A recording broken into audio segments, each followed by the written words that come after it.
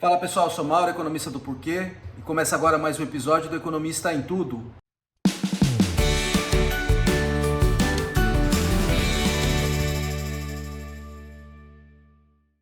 Para você que está chegando por aqui, eu convido a se inscrever no nosso canal e a ligar o sino para receber as notificações. Toda semana de 3 a 4 vídeos novos. Também é dar uma olhada no nosso site www.porque.com.br, que tem bastante conteúdo escrito lá. Hoje é o nosso primeiro vídeo do ano e eu vou tentar fazer uma retrospectiva do que aconteceu em 2023 e traçar algumas perspectivas para 2024, principalmente no cenário macroeconômico. Vou falar de três temas grandes aqui, que é o lado do crescimento da economia, o lado da política monetária, que tem a ver com inflação, taxa Selic, e o lado das contas públicas. Tá? Essas coisas estão todas interligadas e vou falar um pouquinho de cada uma delas. Tá? Então eu começo pelo crescimento, e quando a gente está falando de crescimento, a gente está falando do PIB, que é o Produto Interno Bruto, que te dá uma ideia de tudo que é produzido no país em determinado período. E o que a gente viu ali ao longo de 2023 foi um crescimento, eu diria, robusto. Tá? Foi um crescimento de 3% ao longo do ano, principalmente se a gente compara com o que aconteceu no passado recente de crescimento baixo, de subidas e descidas, é um número excelente. Mas muito do que aconteceu ali naquele ano, em 2023, foi por causa de um choque excepcional da agropecuária. Tá? O PIB, quando a gente olha para o PIB, ele é dividido em três grandes setores, que é a agropecuária, serviços e indústria. Tá? E a agropecuária é o menor desses setores, ele corresponde a menos de 10% do PIB, mas o crescimento, principalmente ali no primeiro trimestre, foi uma coisa tão fora do comum que acabou puxando o PIB ao longo do ano. Então o resultado foi ótimo. Tá? Os outros setores não foram mal, não é que eles foram mal, mas eles não foram nada excepcional em relação ao que eles normalmente vão, a indústria e serviços. Tá? Se seguraram bem, só que o agro, e principalmente o que aconteceu ali naquele primeiro trimestre, a gente ainda não tem o dado no ano inteiro, né, porque ainda falta o dado do quarto trimestre, mas a tendência é fechar em 3, né? E principalmente isso aí foi puxado muito fortemente pelo resultado excepcional da agropecuária no começo do ano. E o que a gente veio vendo aí ao longo do período, ao longo do ano, é um processo de desaceleração. O crescimento ele veio muito forte no primeiro trimestre, um pouquinho mais fraco no segundo, e já no terceiro trimestre ele veio quase que do 0 a 0. Mas deve fechar o ano super bem, nessa casa dos 3%. Mas não é algo que a gente espera que vá se manter. Tá? Então o cenário para 2024 é um crescimento mais baixo. Tá? Então as perspectivas ainda estão na casa do 1,5%, metade do que foi agora. Então a gente pode esperar aí um crescimento mais baixo, porque esse choque do agro ele não vai se manter e ele não vai acontecer de novo uma coisa desse tamanho. Lógico, de maneira conservadora, outras coisas podem acontecer. Né? Então a tendência é esse crescimento diminuir, e além disso o juro ainda, a taxa de juros do Brasil continua bastante alta, a gente vai falar sobre ela daqui a pouco, ainda que ela venha caindo, o Banco Central venha diminuindo, ele não vem diminuindo num ritmo muito forte, então o próprio Banco Central indica que a sua taxa de juros está contracionista, ela está no sentido de empurrar a atividade para baixo, atividade econômica para baixo. E isso aí vai continuar fazendo força ao longo dos próximos meses, e a tendência é que a atividade, não diria que ela vá mal, mas ela tende a capengar um pouco em relação ao que foi o ano anterior. Tá? Mas com um asterisco aqui muito importante, que é o seguinte, assim, isso aqui é base no tudo mais constante, a gente não tem bola de cristal. E os economistas, eles têm sido, pelo menos nos últimos 3 anos, eles têm sido pessimistas em relação à realidade. Então eu não estou assim, casado com esse número muito baixo, então de fato é importante reconhecer aqui que outras coisas podem acontecer e o crescimento pode vir mais alto. Tá? Mas a tendência é que ele seguir nesse processo de desaceleração. Tá? Outro ponto que eu vou falar aqui é da inflação. Tá? E a inflação ali ao longo o ano de 2023 foi um ano bom da perspectiva macro, porque foi um ano de crescimento, um bom crescimento, com inflação também sob controle. Então acho que a gente viu aí ao longo dos últimos anos foi a inflação disparando, principalmente na recuperação da pandemia. Ela passou de 10 dígitos em 2021, ela veio forte de novo em 2022 e ela veio caindo. O Banco Central, o que ele fez? O Banco Central veio em reação a essa inflação alta, o Banco Central subiu a taxa de juros de maneira super agressiva. Ela saiu lá em 2021 de 2%, então você tinha derrubado a taxa de juros, a Selic, um nível historicamente super baixo por causa da pandemia e a economia estava indo muito mal e a inflação caiu no território negativo. Com a inflação voltando, o Banco Central subiu a taxa de juros e subiu a taxa de juros de elevador. Tá? Então ela chegou, depois de um tempo, a 13,75%.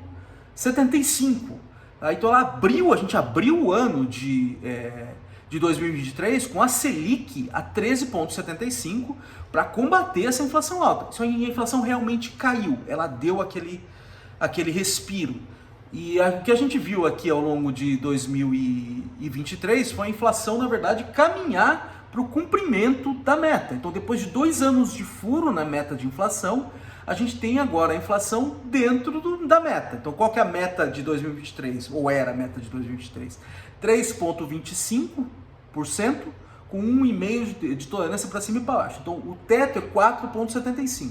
Eu não tenho o número fechado porque eu estou gravando esse vídeo antes de sair o dado final da inflação. Mas a tendência é que ela termine em 4,7, 4,76, desculpa, entre 4,5 e 4,6 mais ou menos. Então, dentro ali, abaixo do limite superior do intervalo de tolerância.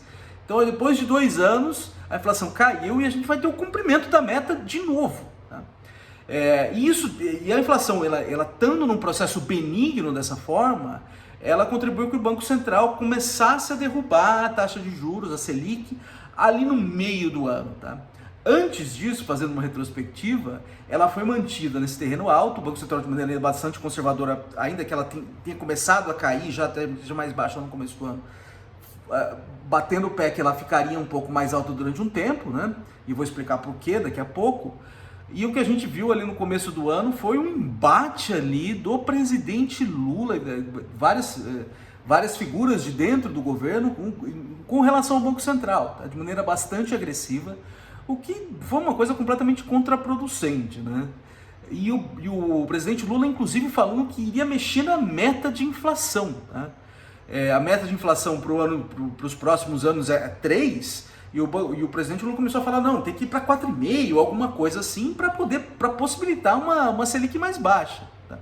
Isso aí é completamente contraproducente. Tá? Por quê? Porque você mexe na taxa de inflação, na meta de inflação, a expectativa também reage. E aí fica mais difícil controlar a própria inflação. E a gente viu esse embate acontecer ali ao longo do primeiro semestre, principalmente, mas isso aí deu uma trégua, principalmente depois que o Banco Central começou o processo de queda na Selic. E além disso, tudo esse papo de mexer na meta, ele se revelou só papo no fim das contas, tá? Porque aconteceu uma coisa muito importante ao longo de 2023, que foi a consolidação da meta em 3. Tá? Então, o Conselho Monetário Nacional, que é quem indica para o Banco Central qual será a meta de inflação, e que o Banco Central precisa mexer nas suas ações de política monetária para perseguir essa meta, ele consolidou essa meta em 3% ao ano para os próximos anos. Então foi uma notícia excelente. Então toda aquela pressão do presidente Lula, ela se revelou inócua no fim das contas e era basicamente papo. De fato o que aconteceu foi um comprometimento mais forte, inclusive desse governo, com as metas de inflação mais baixas. E o importante falar isso porque o Conselho Monetário Nacional ele é formado por 3 pessoas, que é o presidente do Banco Central, o ministro da Fazenda e a ministra do Planejamento. Então, o presidente Lula, ele tem 2 assentos no Conselho Monetário Nacional. Então, ele poderia ter mudado a meta de inflação, ele poderia ter aumentado a meta de inflação, falando para os seus 2 ministros irem lá e mudarem. E isso não aconteceu. Então, o que se revelou no fim das contas que foi basicamente uma coisa para jogar para a galera. E o que de fato, o que a gente observa é um comprometimento mais firme com uma meta de inflação mais baixa. Tá? O que foi ótimo, que também contribuiu para que as expectativas se ajustassem e o Banco Central possibilitou que o Banco Central começasse um processo de queda na Selic que deve continuar aí ao longo de 2024. Então a tendência é que a Selic continue em queda em 2024. O Banco Central ali desde agosto ele vem descendo a Selic em meio ponto percentual, então os degraus dessa escada de descida, eles são 0,50, não são degraus pequenos, tá? Ele já promete, já para janeiro, fazer mais um 0,50, provavelmente nos próximos meses. Só que o Banco Central ele subiu de elevador a taxa a Selic, chegou a 3,75. Então ele está descendo de escada, ainda que esses degraus não sejam tão pequenos. Então o que o Banco Central está dizendo? Olha, eu estou descendo a taxa Selic, mas eu ainda estou mantendo essa taxa Selic num patamar alto. Tá? E o que significa isso? Significa que ela ainda está num patamar contracionista, que ela joga contra a atividade econômica, é o que eu tinha comentado aqui antes. Para que o Banco Central está fazendo isso? Ainda que a inflação tenha caído bastante, as expectativas de inflação para 2025 e 2024 e 2025 ainda não estão em linha com a meta de 3, elas estão acima de 3. Então o que o Banco Central está tentando fazer é trazer essas expectativas mais em linha, porque o que o Banco Central fala em reancorar as expectativas. Porque ancorar as expectativas é crucial para manter a própria inflação sob controle. Tá? Então, esse processo de queda, a perspectiva é que ele continue, mas que ele não acelere, tudo mais constante. Tá? Tem uma possibilidade de acelerar, que acho que a gente tem que ficar um pouco de olho, é que o cenário externo ele está bastante desafiador para a política monetária. E ele está clareando um pouco. Tá? Em que sentido? Os bancos centrais de países desenvolvidos, eles também começaram um processo de aumento em suas taxas de juros básicas. E eles começaram de maneira atrasada em relação ao Brasil. Tá? E aí a gente começa a ter uma indicação, e taxas de juros altas externas dificulta a tarefa do Banco Central de baixar a sua própria taxa de juros. A gente começa a ter uma indicação, já vinda dos Estados Unidos, pelo menos, que esse processo está terminando. Então a gente pode ser que a gente tenha quedas em taxas de juros internacionais ali ao longo de 2024 e isso aí facilite um pouco o processo de queda do banco da Selic aqui no Brasil. Uma coisa para a gente ficar de olho. Uma terceira coisa que eu gostaria de falar aqui é o lado das contas públicas, como é que ele foi ao longo, que ele foi bastante tumultuado, na verdade. Acho que é a parte mais tumultuada que eu vou falar aqui.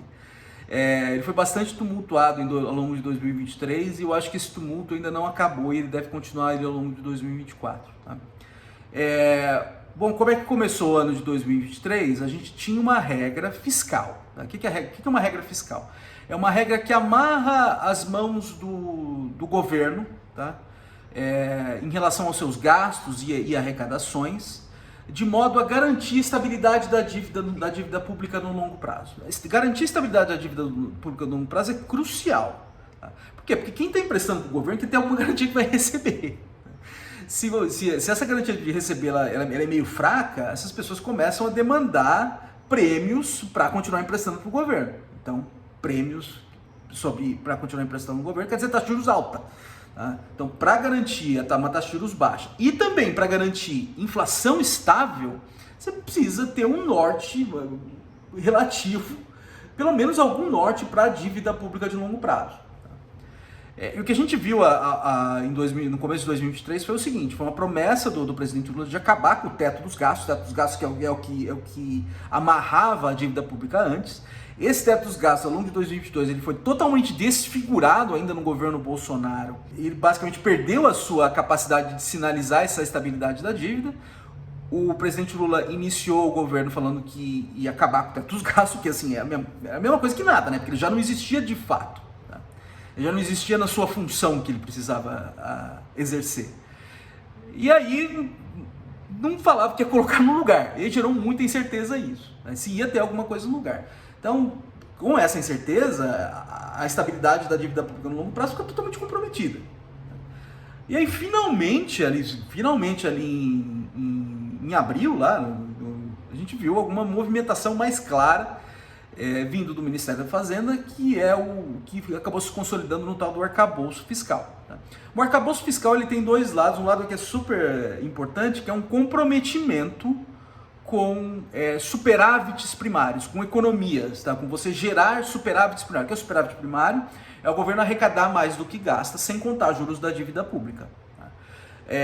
E aí esses superávites em 2024 ele seria zero, tá? Com algum intervalo, com alguma tolerância, e ele aumentaria ali ao longo dos anos até o final do mandato, tá? Do presidente Lula. Então você precisaria fazer uma economia considerável de recursos. Isso é uma excelente sinalização para manter, para dar alguma perspectiva para a dívida de longo prazo, como eu estava dizendo aqui.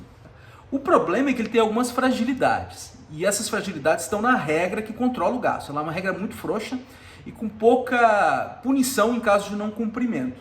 Tá? Então, a gente abre o ano, aqui, fecha o ano de 2023 e começa o ano de 2024 com alguma incerteza se vai conseguir cumprir, porque essa regra é muito frouxa. Tá?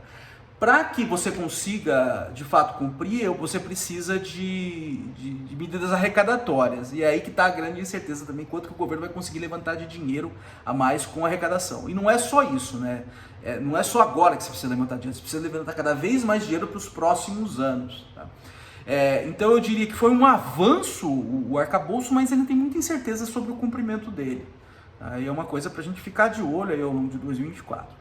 Mais do que a própria regra, fragilidades da própria regra, tem fragilidades no próprio cumprimento, tá? Porque a gente observa indas e vindas do presidente Lula e do Congresso na disposição a aprovar medidas e a apoiar medidas do lado do presidente Lula que vão no sentido de você fechar essas contas. Tá? Então, vai e volta o presidente, o próprio Congresso, e o ano que vem é o ano de eleição, então isso dificulta ainda mais, né, eleições municipais. Então é uma coisa, em termos de perspectiva, é uma coisa para a gente ficar super de olho, e eu estou meio pessimista com relação ao cumprimento. Tá? Então eu realmente acho que não vai cumprir, mas eu acho que pelo menos tem que mostrar algum esforço nessa direção. Outra coisa que a gente vai ter que ver é a disposição vindo do executivo a fazer contingenciamentos para cumprir a meta, né? Que é segurar ou até cortar gastos para que seja cumprido a meta fiscal. E é uma coisa para a gente observar. A gente não vê muita disposição do presidente Lula nessa direção, principalmente nas suas declarações. O ministro Haddad permanece firme na intenção de cumprir, e aí fica essa queda de braço, quanto que o presidente Lula dá de apoio de fato para o ministro Haddad, e quanto que não dá, e isso vai e volta e gera bastante incerteza. Tá? Ainda do lado do lado fiscal, lá das contas públicas, acho que não dá para não mencionar um avanço significativo, que ainda é incerto, mas está caminhando no sentido correto, que é a reforma tributária. Tá? A reforma tributária ela tem dois lados super importantes, por exemplo, simplificação e unificação de impostos. Tá? Isso tende a aumentar a eficiência da economia brasileira e também você caminhar no sentido de ter alíquotas comuns para setores, para produtos diferentes, o que também deve aumentar a eficiência da economia brasileira. Ao longo do processo legislativo, isso foi aguado de alguma forma, porque você começa a abrir exceções para alguns setores pagar imposto mais baixo, mas ainda assim, em relação ao que a gente tem hoje, é um avanço. Tá? Então, não sei quanto tempo vai demorar para a gente começar a sentir esses ganhos de produtividade, mas isso é um avanço enorme para o longo prazo. Então, não dá para deixar de mencionar isso aqui. Lógico, ainda não terminou, ainda não foi aprovado, pelo menos até quando eu estou gravando esse vídeo, então a gente não sabe ainda a cara que vai ser isso no fim, mas é uma cara que é melhor do que o sistema tributário caótico que a gente tem hoje. Tá? Bom, eu termino por aqui, eu acho que eu já falei bastante, esse vídeo está muito longo, acho que aconteceu muita coisa em 23 e muita coisa assim incerta ainda para 2024, que a gente ficar de olho, e a gente vai conversar mais na semana que vem. É isso aí, um abraço!